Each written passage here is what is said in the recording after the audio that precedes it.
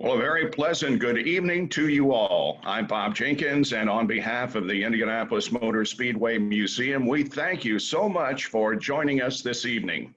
Our very special guest is Donald Davidson, the Speedway historian, and we will commence with our conversation with Donald in just a few minutes. This entire event, by the way, is being recorded by Zoom, and we will share it on the IMS Museum YouTube page. Now, some other notes that we want to pass along before we turn to Donald. If you're having any kind of technical difficulty, please email Jennifer Hyatt at jhyatt@brickyard.com. That's JHIATT at brickyard.com, and she will get to your problem just as quickly as she possibly can. Like just about any other nonprofit organization, the pandemic has greatly impacted the museum. It relies on the generosity of visitors, members, donors, and sponsors to create great programming. If you would like to make a donation, please visit our website, which is indyracingmuseum.org, and click on Join and Give. If you're not aware already, our friends at Carmel Automobilia are hosting the Pumpkin 10,000, a road rally leaving from Fishers, Indiana, that's on the northeast side of Indianapolis, on October 10th, and will proceed to, and the proceeds will get up to $10,000 to benefit the IMS Museum, so visit automobilia.org for information. And last but not least, our staff is very busy giving our exhibit From the Vault, presented by Bank of America, a new look with a number of incredible vehicles from our collection. The museum is closed 1st of October through the 4th due to the IndyCar Harvest Grand Prix and the Indy 8-hour on Sunday. But they will reopen on Monday with Refresh from the Vault to make plans to visit us soon. And also, don't forget, the museum is offering tours of the, until just recently, off-limits basement of the museum. And those tours will be available until October 31st. All right, let's say hello to Donald Davidson and proceed with the program. Donald, how are you? Hi, Bob. I'm very well, thank you. You know, I had really wondered how we would start this thing since you have such an illustrious career. And where do we start? Do we start in England? Do we start in 1964? But the thoughts I had are exactly the thoughts of one of our viewers and listeners have sent in. Now, we will be presenting several of these pre-assigned questions that have been submitted from our listening audience tonight. And here is Rick Johnson from Linwood, Washington, and he asked a very good question, and that's how we will start. He says, Donald, the basic details of your first visit to the Indianapolis 500 in 1964 are generally known: meeting with Sid Collins, getting a bronze badge, and so forth. Would you describe how you got to Indianapolis from Chicago on that visit? And where did you stay when you got here? How did you get to the track, be it bus or taxi? And most especially, as we ask many, many drivers on their first visit to the Indianapolis Motor Speedway, what were your impressions when you first laid eyes on the facility? How did it compare to what you had imagined it would look like from having previously only seen it through photographs? Okay, and film as well. That's a lot to cover, but the reason that I came down from Chicago was that there were relatives on my mother's side who lived in Chicago, which made this a whole lot easier. When I was, 15, 16, and really fantasizing about coming here. And when I looked on the map, and the relatives from Chicago who visited us in England, when I saw how close it was, I mean, I didn't think I was going to be commuting every day, but I thought at least I could have a home base of some kind. And so I landed in Chicago after years of saving up and plans and so on and so forth. It wasn't a casual visit, as I tell people. And then arrived on the Thursday evening and then stayed with the relatives in Chicago. And then the next day I came down to the Speedway, which was the day before the first qualifying day. I came down by Greyhound bus.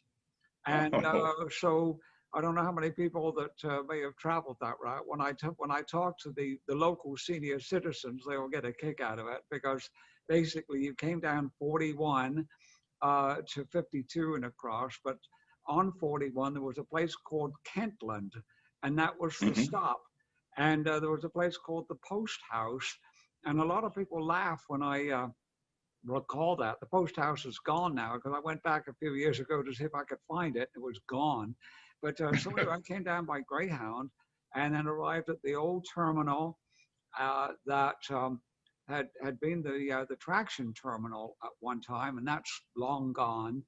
And again, when I talk to the local senior citizens, I say, does anybody remember the distinctive thing about the Greyhound terminal, as it was then, was the awful stink. And that's as far as I'm going to go with that. But anyway, so then I got off and I'm downtown Indianapolis, and I thought, well, how do you get to the track? And so I went down to Washington Street, and everybody was very, very helpful and said, oh, this is, you know, you get a bus and it's round the corner and it's on North Illinois, about where Buca di Beppo is. Used to be the T.C. Murphy stores, and that's where all the bus stops were. So I went out to the track on the bus, making sure that I got on the right one.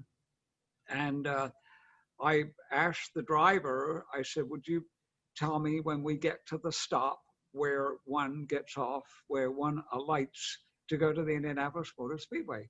Because I never thought it would be that close. And again, for those people that have done some international travel, if you go to Wembley Stadium from downtown London and you go out on the underground, when you get off at Wembley and you get out, you're not at the stadium yet.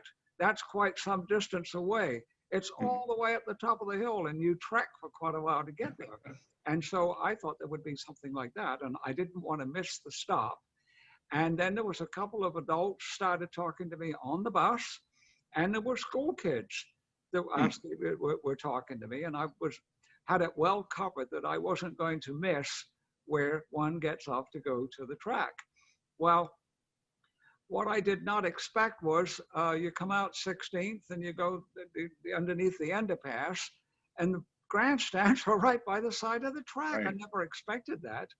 And then when we pulled up on the corner of what was 16th and Georgetown, and the single-story brick, I thought, you're kidding. I mean, I got off, and it's probably, what, 18, 20 steps, and you're in, you know, where the museum and the ticket office was. So where I stayed was with a family. When I had started corresponding, I didn't want to really spend a lot of time on this, but when I started corresponding with the track, there was a lady named Miss Frances Durr, and I'm sure some of the viewers this evening will remember. I know you would remember Fran Durr. Oh, yeah. She was the director of ticket sales. Correct. And I was astonished when I had an idea that I was getting close to where I might be going. I thought I better start getting some information. So I wrote a letter to the Speedway asking how does one obtain tickets or a ticket. And I got this lovely letter back from Miss Durr. And so a correspondent set up. I remember showing my dad. I said, look, this is not a form letter. This lady answered, you know, all my questions. And so that was really my first taste of Hoosier hospitality. Right. And so then it got to the point where I was coming and I'd ordered a ticket, and then where does one stay? And so she wrote back and told me about, you know, the different hotels. But what I might want to consider is writing to the Indianapolis Convention and Visitors Bureau. It's Visit Indy now, but back then it had a much longer formal title. And they made arrangements for people to stay in private homes. Now, I can't imagine in this day and age that anybody does that without a Right. prior arrangement. But back then, hundreds and hundreds of people would turn their names into the Convention and Visitors Bureau and said, we'll take guests. And so I applied, and they lined me up with a family who lived on Redbird Drive, which was just outside of Turn 3. And so I'm jumping around a little bit. My impression of the track was the main surprise was that it was right by the road. That was the surprise. But as far as the rest of it, it was everything that I had imagined and had seen on film and photographs and everything. So I just always felt if I landed by parachute, I'd be able to find my way around. The big surprise was how friendly all the people were. But anyway, getting to and from the track, when somebody drove me up there at the end of the day, and I was taken up to the place, and I actually called the people by phone and said, I'm here, but I'm going to the track, and then I'll be there later. And they said, anytime. And great people, and so I go in the spare room, and then I wake up the next morning, and it was right outside of Turn 3. I mean, the Turn 3 grandstands were brand new at that time. They're right out the window. And so how did I get to the track? People would take me and drop me off, or on several occasions, I think on the first qualifying day even, I went down through the neighborhood, and there was a fence that had seen happier days, and one could climb over and be on the ground. So I mean, where these people live was only a matter of feet from the actual property of the track. And so, and then the thing as far as how would I get back at the end of a function? Well, there were a number of people that drove me, and Duke Nayland took me back, Dwayne Carter, Danny Oakes, who was the chief mechanic for Hurtubise when he set the track records in '60, and famously, Anton Holman Jr. Wow. 3 different times, Tony Holman drove me home. I couldn't believe it. So wow. Anyway, that's really more than I need to spend on, because I've told some of these stories before. But anyway, it was just magic, and I'd arrived and had 3 wonderful weeks, and thought I need to come back and pursue this further. So I came back the next year on a one-way ticket. But you did go back to England. You did go back to England, and then came back for the '65 race. Yes, with a green card. Yeah. So you talked about how your first exposure was through photos and film. Was your first real introduction to the Speedway on the IMS radio network? No, no, because I mean, that's not how I learned about it. I mean, Sid's version was that I heard the race on the radio, and that's how I got interested. Oh no. I actually went searching for it. By 1957 and certainly '58, I searched diligently for it and couldn't find it. The American Forces Network in Germany would carry it. And then in 1960, I was able to get a qualification show, or part of a qualification show, and but then I wasn't able to get the race. Finally, it was 1962 before I was able to hear any part of the race.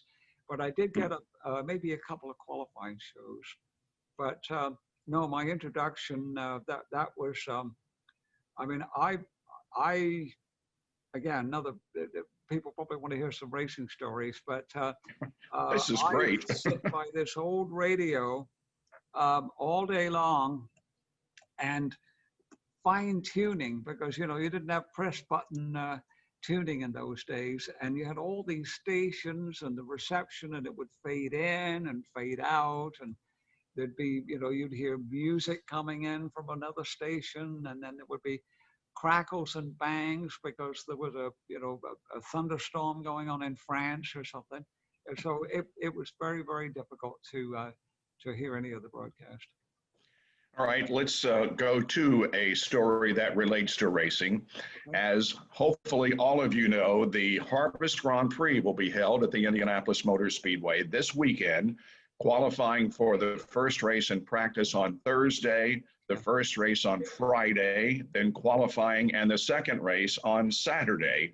First of all, I'll get to the questions submitted by Mike Jablow from Vernon Hills, Illinois in just a moment, but give us a brief history. I didn't know until just a few months ago that there have been Harvest Grand Prix at the Speedway. Well, there was a Harvest Auto Racing Classic in 1916, one. Okay. And it's the reason for that in 1909 and 1910, there were a number of races. They had 3-day meets. I mean, they would do it private testing. They had balloon races. You know, they did. There were automobile sort of like gymkhanas, but actual auto races. There was in August of 1909. What was supposed to be 2 days of motorcycle racing that ended up being one, but sure, that's the short version. And then 3 days of automobile racing with, I don't know, probably 14, 15, 16 races in a 3-day period with you know, typically maybe 6, 7 shorter events and then a longer race to end the day. Well, the 3-day meet in 1909, the crushed rock and tar surface was inadequate, and so they shut it down and then did the bricks and mortar. That's the short version. Then in 1910, they had a 3-day meet over Memorial Day weekend, and one of the days was fairly well attended. And again, they probably had 14, 15, 16, 17 races in a 3-day period. And then they did another one, 3-day meet over the 4th of July period, but that was not nearly as well attended. And so the one that they had for Labor Day, they decided to cut from 3 days down to 2, and it still wasn't very well attended. As I say facetiously, the women folk had something to do about the 4th of July. They said, hey, we're doing a picnic. We're not going out to stinking automobile races. And then so the Labor Day weekend, there was all kinds of parades and so on and so forth. And so they didn't do very well at the gate. And that's when they said, well, you know, should we just forget racing altogether and just do private testing? And then somebody said, well, let's just do a super colossal extravaganza next year. What should we have? And after much discussion, it was the 500-mile race. And so originally we're going to have other events, but it came to pass that 1911 was the only automobile race they had was the 500 and 12 and 13 and 14 and 15. Well, in 1916, Carl Fisher had, but believe it or not, thought maybe 500 miles is too long for the audience. Let's run a shorter race, and so they did a 300. Now, some versions have it that was because of the impending World War I. That wasn't exactly the reason, but they ran the 300-mile race, and then Fisher immediately said, okay, that was a mistake. Next year, 1970, it's a 500-mile race. In the meantime, there was the AAA, the sanctioning body, had a national championship for the first year involving a series of races that paid points. Now, some of the historians will go back and say, well, I've got points for 1909, 10, 11, 12, 13, 14, and 15. Yes, but that was revisionist years later, went back and created something that they meant well, but it wasn't correct, because 1916 was the first year that points were paid towards the series of races. And Carl Fisher and Jim Allison said, you know, let's support that and we'll have another race. And so by this time, of course, the war had started in July of 1914. And so, you know, going into 15 and going in 16, the question was, well, will we even have a race? We may have to shut down because of the war. And so the Europeans couldn't come, but, you know, the Americans kept running. And so they decided, let's have another event. And so on September the 9th of 1916, they had the Harvest Auto Racing Classic, and they ran 3 races in one afternoon. And they ran an 8-lap 20-mile race with what would probably call Indianapolis 500 cars of the day. And then they had a 20-lap 50-mile race. and then the 40-lap, 100-mile championship race to pay the points. And Johnny Aitken was the driver that won all three of those. And then they looked to doing a 1917 500. It was canceled because of the war. When they came back in 1919, the 500 only, and it was just private testing and one race a year, all the way up until 1994, when the Brickyard 400 was inaugurated. So the question that was submitted by Mike Jablow, give us a very brief profile of Johnny Aitken. Bob, you know, I can't give brief profiles. Sure, you can. But we'll try. No, Johnny Aitken is a really interesting character. He was from Indianapolis. As far as I know, he was born here and went through the Indianapolis school system, you know, as it was at the time. And he worked for National, and he was an engineer, a mechanic, and a driver. And National was in automobile racing. And when, you know, the idea of racing at the Speedway to begin with was that it would be manufacturers racing their products. Well, in most cases, the drivers and the mechanics were employees of the firm. And occasionally they would hire a driver who was just a driver, only a driver. I don't mean that in a derogatory sense.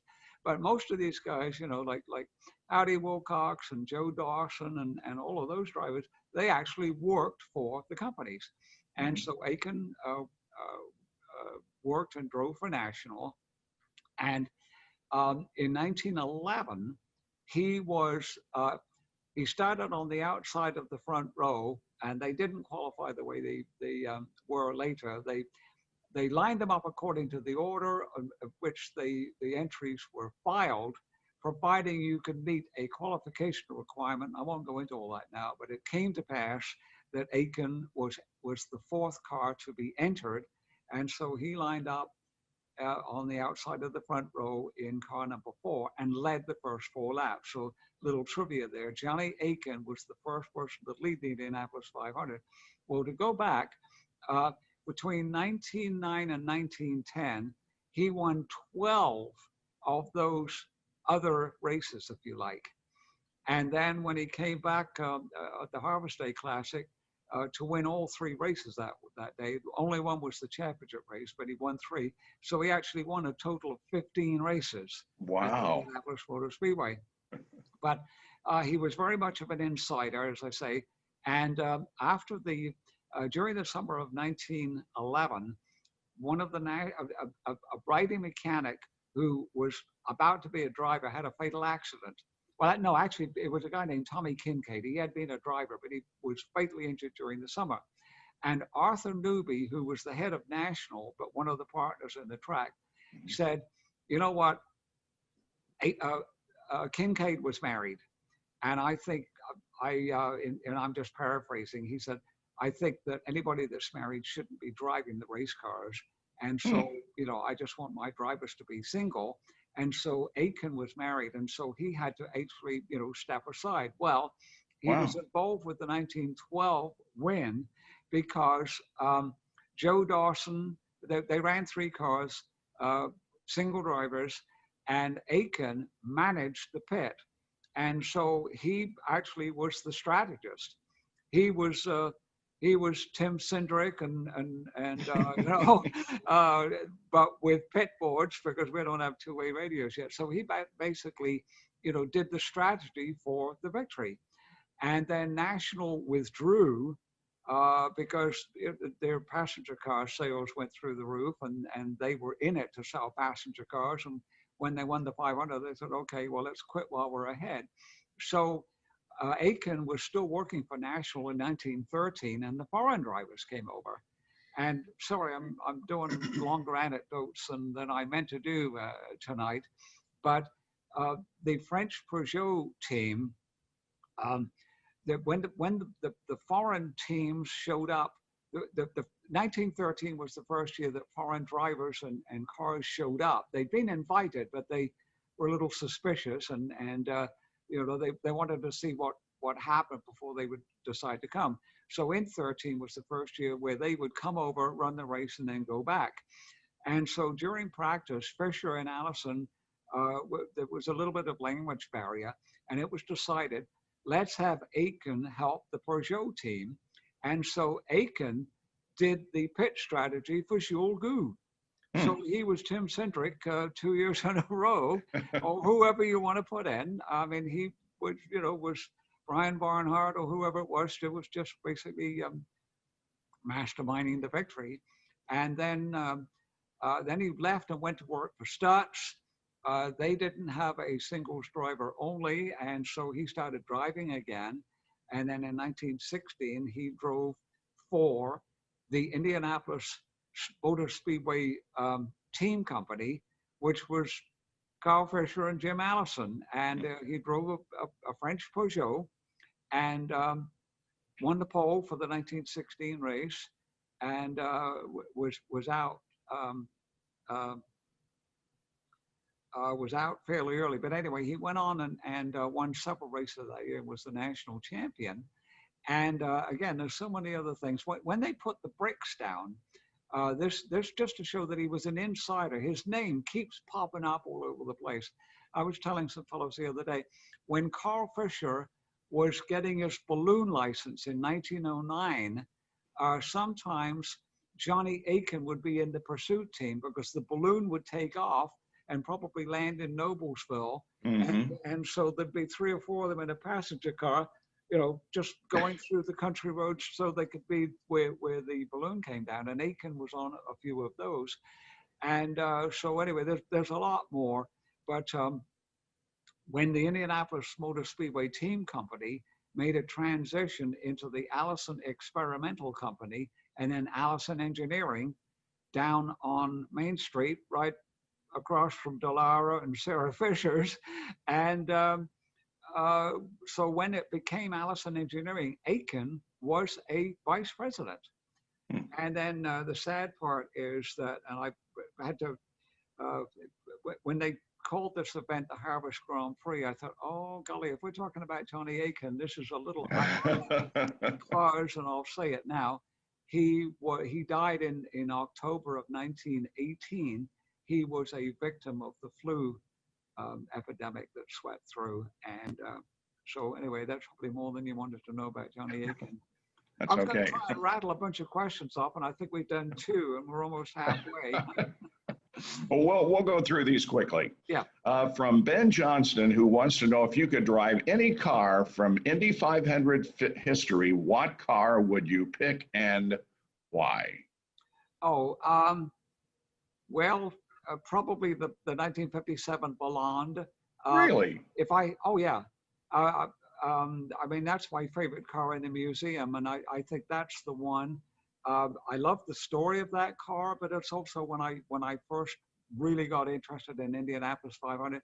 If I had the opportunity to drive it, I wouldn't, because I've been offered a couple of cars in the past, and I thought, no, if it has a mechanical problem, I don't want me to be the driver when that happens. And I know you drove Foyt's Bow-Seal fast car. Yeah. And I remember saying to you at the time, I don't think I would do that. I don't want that to blow up with me driving it. So I'd say the Blonde #1, and then maybe Foyt 64 winner. As far as any car in history, I never really thought about that. I mean, I was thinking about cars in the museum, but it would probably still be the Blonde. Well, you know mine. It's a 1955 Bob Schweikert car. And by the way, in the museum, you can adopt cars. Just notify again the museum on the website. And you can adopt cars. And I adopted the 1955 winner, the Pink Zinc. Love that car from the moment I saw it. Okay. Many wonderful traditions that happen in conjunction with the 500. Do you have a favorite tradition or one that's especially meaningful to you? Well, I like them all, but I would say probably, my favorite personally is when the former winners ride around the track in the pace cars. Really? And, yes, no, I'm very, very fond of that. And it was my idea. No, I remember thinking a long time ago that I watched the parades on race morning, and there would be the celebrities that would come in, and some really liked it, and others just happened to be here. And one of my favorite lines was, "Well, this is a great thrill for me to be here. I've never had the opportunity to be here before." Yes, you have. You had the opportunity every year. I was a kid from England, and I made the opportunity to come. No, but anyway, so when the first Brickyard 400, Mary George apparently was the one that invited all of the former NASCAR champions. I was told that wasn't a NASCAR thing, that was a Mary George thing. And so Tim Flock was here, and Buck Baker, and as well as Cale Yarber and Ned Jarrett and Darrell Waltrip, and on and on and on. But some of the early guys were here. And so they put them out in pace cars, but they were running a little bit late. They ran them a lot quicker than I wish they would. And also they put 2 per car. But that's where I really thought, wouldn't it be great if you could put the 500 winners out there? And, you know, bless the celebrities' hearts and everything. But I think the real race fans, wouldn't it be great if you had Sam Hanks and Troy Ruttman and on and on and on? Well, those fellows were gone by the time we got this done. But let's see, what's the first year? Was it 2011, I think, was the first year that we got this done. And I said, instead of putting a bunch of guys on a float or 2 in a car, you know, could we put 1 per car, please? And he sits up on the back. And so we did that. And I think the first year, I think we had 16. And just to be able to make the arrangements and have them show up, they went out a little earlier than I would have liked. If I had my druthers, it would be a little closer to the you know, the ceremonies, because there's people there, but there's a lot of people still making their way to the track when this was done. But I remember that being down there, and then the roar of the crowd when Here Goes Foyt, and Mario and Parnelli, and Rutherford, you know, and Rick Mears, and oh golly, when that happened, I mean, that just gives me goosebumps just thinking about it. And I was just thinking, wouldn't have Sam Hanks and Roger Ward would have loved this, you know, the fellows that came back every year. But anyway, so that's something that continues on, and then the winners going out in the race cars. Forgive me if I'm just jumping in on this one.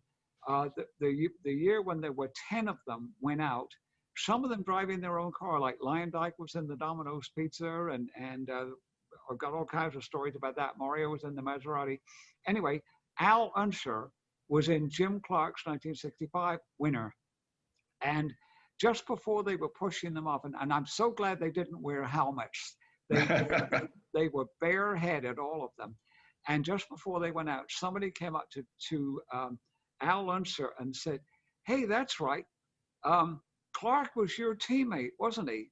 And Al looked up and he said, "No, I was his teammate." I remember thinking, what a nice thing that was for Al to say. But yeah, so again, long answer, but I think the winners going out is my favorite part. When you hear the ovation from the crowd, because there's no names on the side of the cars, and I think Dave Calabro maybe mentions them, but not in a, you know, but almost casually.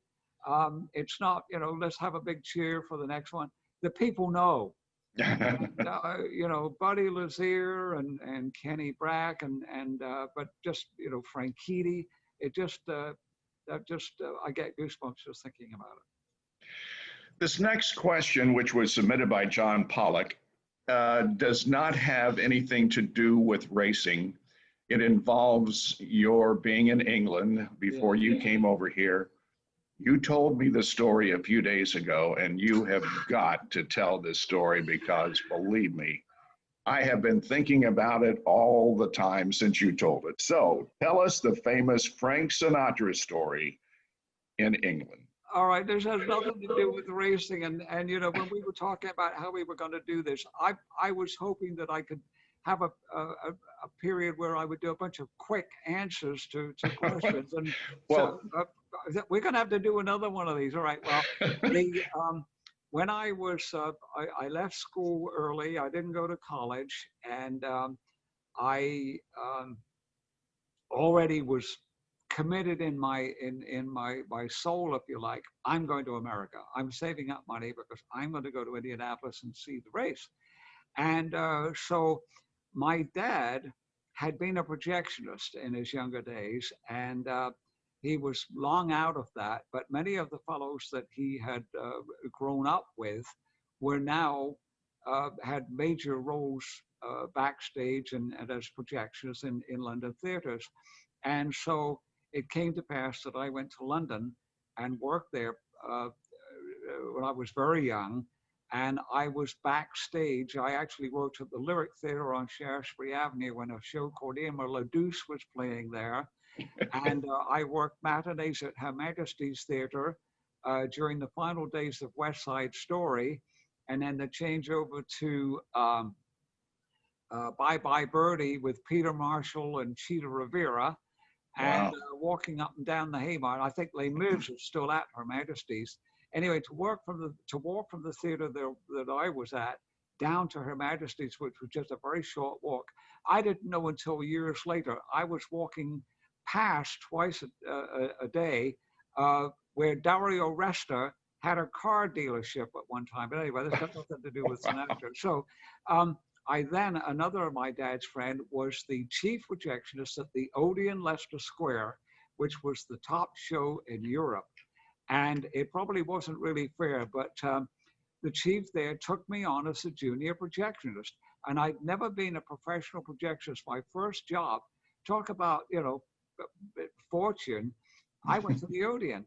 And some of the fellow, and this was Lawrence of Arabia was there, The Great Escape, From Russia with Love, and the Pink Panther, and I mean, so just legendary films would have runs there, and I was junior projectionist. Well, they also they would have premieres. The world premiere, the royal premiere was there, and they would have sometimes after a premiere, they would have the actors in the film would be there on stage, and so there would be spotlights. And some of the senior projectionists had not operated a spotlight, but I had because I worked in London Theatre. So when we did those shows, I would be on a spotlight. And then on June the 2nd of 1962, 3 days after the 1962 Indianapolis 500, a midnight matinee with Frank Sinatra. He did two shows. He did Friday night at the Royal Festival Hall, and that was an earlier show. And then Saturday night at the Odeon was a midnight matinee. And so I actually did, it was quite a show. The first half was the Johnny Dankworth Orchestra with Cleo Lane. And Johnny Dankworth was sort of like a British Harry James, if you like. And then the second half was Frank Sinatra with a 7-piece combo. And he was introduced by Peter Salovers. Wow. Just hell of a show, right? No kidding. I worked the spotlight. And so on the Saturday afternoon, we had a rehearsal, but Sinatra wasn't there.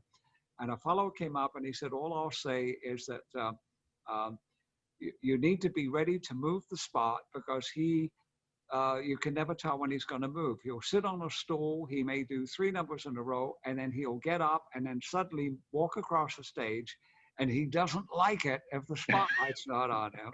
And so anyway, I went home after the rehearsal and to the place that I stayed, and the Royal Festival Hall show had been taped and ran at like 6, 7 o'clock in the on Saturday evening.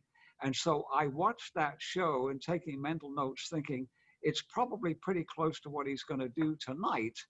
And indeed, the ad libs were the same. And I thought, just watch if he makes any sudden moves. And so then the show was over and people are going to bed, and I'm going back into the West End to work the midnight matinee. And coming down to the end here, we did the show with Johnny Dankworth and Cleo Lane and Peter Sellers, and then Sinatra, and then at some point I'm sorry I didn't have a band, a big band. It was a 7-piece outfit, but there comes down to the point when he does the lounge singing, and so there's no bass player, there's no guitarist, just a pianist named Bill Miller. And all the lights go down. And for a few minutes there are 3 people that are being employed. There's Bill Miller on the piano. There's Sinatra on a stool. And it's 2:45 and there's no one in the place. And then there's a spotlight with your not always humble servant on the other end of it. And just to back up a little bit, I had a struggle in school, which I've talked about. I don't know if you'd call it a learning disability necessarily, but I could not do schoolwork. I couldn't memorize poetry and do all that, but I could memorize racing results and Indianapolis 500 results. And so I was at the grammar school, Bishop Wordsworth School in Salisbury, but I didn't do very well in the exams. And I would finish down near the end. I mean, we'd have a test or exams, and then they would post the results. And if I'd normally be down in the last 4 or 5, literally, and some people would make fun of me. Mm-hmm. And so then, a couple of years goes by, and now I'm at the Odeon Leicester Square, and I'm on the end of that spotlight. I've just heard the Indianapolis 500 on the radio. I'm going to be going there in a couple of years, and it's just Bill Miller, Frank Sinatra, and me. And you. And I'm thinking, it's 1 o'clock in the morning or something. I think those guys that made fun of me in school, I wonder what they're doing tonight. So, anyway, and how old was I? I was a teenager. Wow, that's a great story. Experiences before I ever came here. So, Kelly, we're gonna have to do another one of these. So, let's do another one tomorrow. Let's do it after the races this weekend. Yeah, all right. But yeah, it would be fun. One question that I have always wanted to know. There are so many great cars in the Speedway Museum. Yeah. And one of them is the winner of the very first Indianapolis 500, the Marmon Wasp. Can you give me any idea as to the path of that car after it took the checkered flag and ended up in the Speedway Museum? Was it refurbished? Did it get in deplorable condition? What was the situation? Thankfully not. No, it's of all the cars, and there's more and more, probably a lot of people watching tonight that are in the the car collecting or car restoration thing. And that's become a real issue about what's a real race car? How much of it is genuine? How much of it is real? Yeah. Did Jerry Weeks make the body for this Alfa Romeo? And all this kind of thing. But no, the Marmon thankfully is well documented. And it's probably, I don't know what you'd say, 90% original. I mean, it's original body, obviously new tires. I don't know that the mirror's the same, and but I mean, it's the original frame, it's the original body, and I think it's probably the 3rd coat of paint, maybe the 2nd, and because these. But the point is that it was cared for. I mean, this isn't a mock-up. They didn't find it in a barn. Nord, Aitken, Marmon owned the car. And so it was pretty much retired after it won, but it would be on display, I think, at dealerships and so on and so forth. And then at some point it became available because Marmon, I don't know that they had it all the way up until they went out of business, but probably. And then a man named Fritz Holliday ended up with it, Fred Holliday of the Holliday Steel. And so he actually owned the car and the National. And I'll hurry it along a little bit here.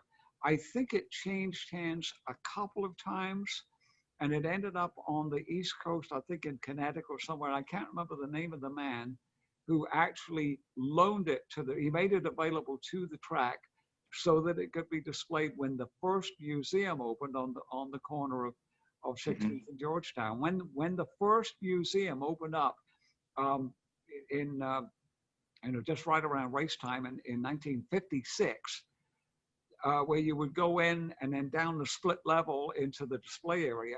There were 6 cars on display. Right. The Marmon Wasp was one of them. Wow. And then the National came along a little bit later, but I think it may have changed hands 2 or 3 times.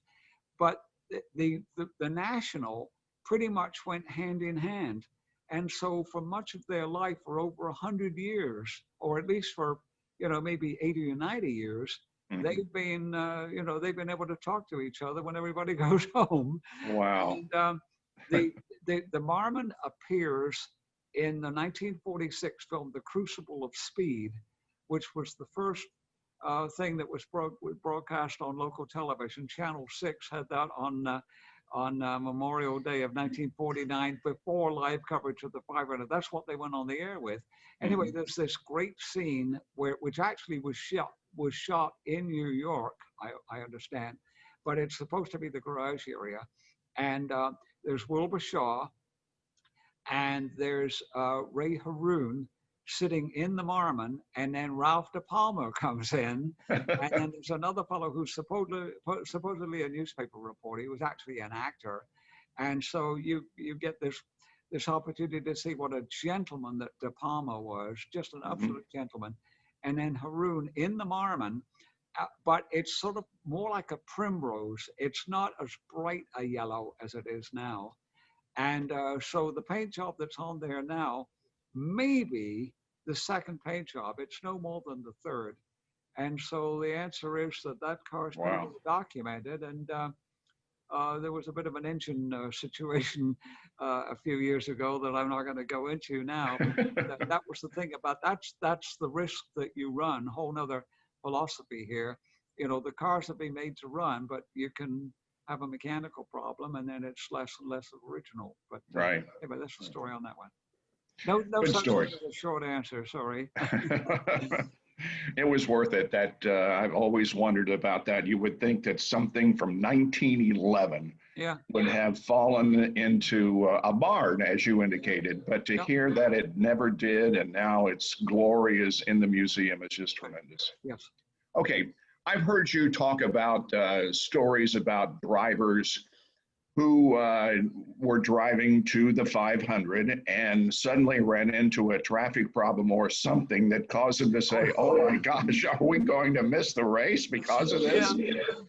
Oh, golly, there's been several of those. I remember that in 1957, I know there were a bunch of people who got caught.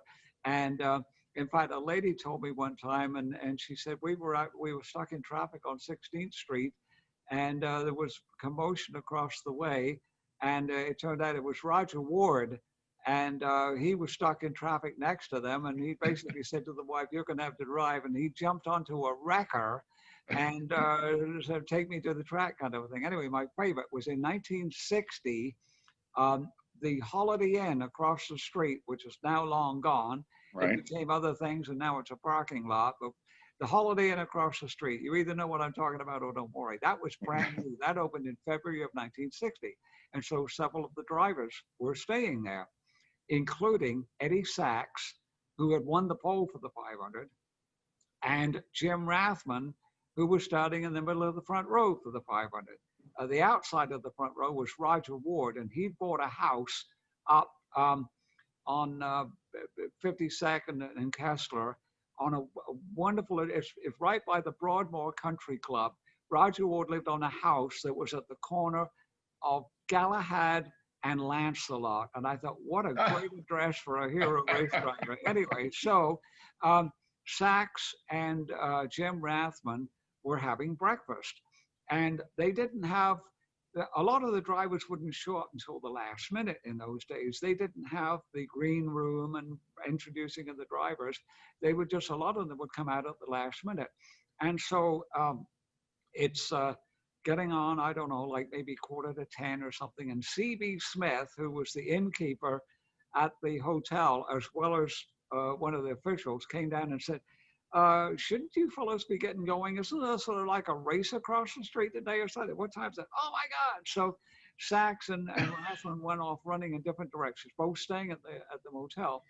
And so Rathman goes up to his room, and then he suddenly realizes that he had 6 vehicles in his name, but he didn't have the keys to any of them because he'd loaned them to other people. And I thought, oh my God, I'm going to have to get to the track.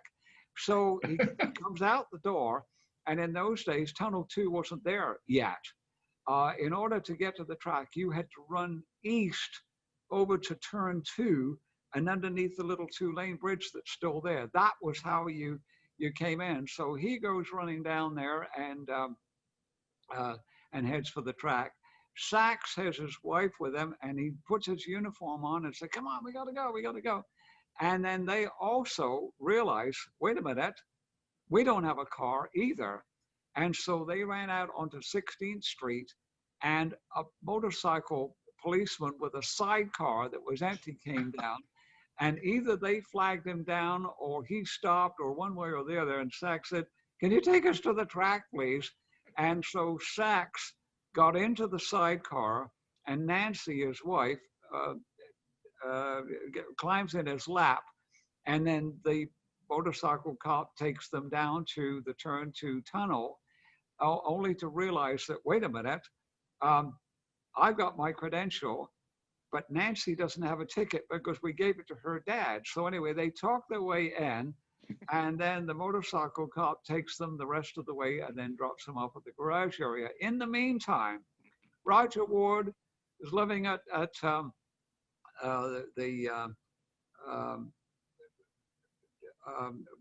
up at this place he just moved to, at Lancelot and Galahad, as I say. And he's driving down Casper, and the traffic's getting worse and worse and worse. And he's coming across 30th Street, and then not quite to Georgetown yet. And finally he says to his wife, hey, I got to go. And in the meantime, there was some other shuffling going on. Eddie Russo had not arrived. And so they went to the officials and said, hey, can we put Mike McGill in the car? And they said, well, yes, but you'll have to move it to last place. And then Paul Russo, the uncle, showed up, and they said, well, whichever one of you dropped, you didn't qualify the car, so they have to start last.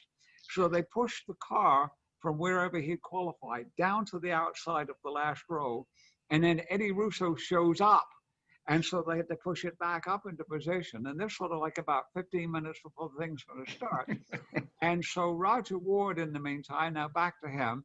So he's trotting 30th west to Georgetown, and then down to gate 9A, just as John Conkle is arriving with an ambulance. He says, Roger, you need a ride? And Roger says, yes, can you take me to the garage area? And so he gets into the ambulance.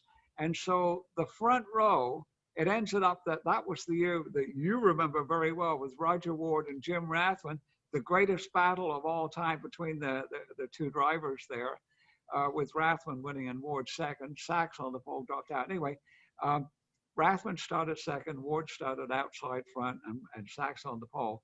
So Rathman arrived on foot, having walked over from the Holiday Inn. Sachs arrived in a sidecar of a policeman with his wife in his lap, dropped off at the garage area, and Ward was delivered in John Conkle's ambulance. That's how they got it. And then just a matter of minutes before the race was to start. Well, you know, when I finally talked my dad into bringing me to the 500, he had a great idea. Actually, we came from Lafayette, although we lived in East Central Indiana and Liberty. We came from Lafayette, and we drove downtown to the train station and took the train out to the Speedway. Yeah. Now that doesn't know about that. Yeah, it was, and they let you off right at the main entrance. And did that continue for a while after 1960? I think 1963, I think, was the last year. Oh, really? But for many years, that was the recommended mode of transport to get to the track, was go downtown. Yeah. And take the train out. In fact, that's why when the track was laid out, and a man named Lem Trotter took Carl Fisher out and said, hey, you know, I think I found the property where you want to build the track. And so he drove him out to the corner of what became 16th and Georgetown, but it wasn't yet. And they stood right where the Wilshire Hotel is being built and said, look, this property is for sale across the street. And one of the attractions was to put the main entrance on the corner because the railway stop was there. Mm-hmm. And to this day, if you go to the Speedway gas station there, you can look and see where there's a straight shot downtown, and then why Crawfordsville bends around to go out. And what is now where you can walk on blacktop going out at an angle there, that's where the railway was. In fact, when I first went to work for USAC, and you might remember this, was that there was a level crossing.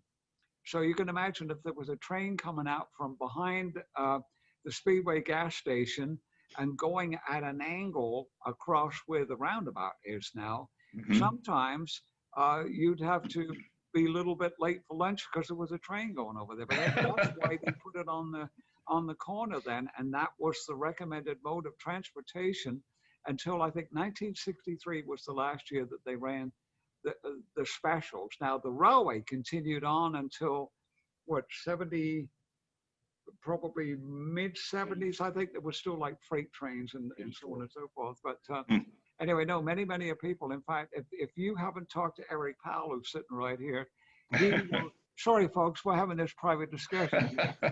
Eric is a big enthusiast and knows quite a bit about the railway situation. Sure was a great way to get to the track, though. I mean, no stops, and they ran several cars out there, so it was just a great way to get to the 500-mile race. Yeah.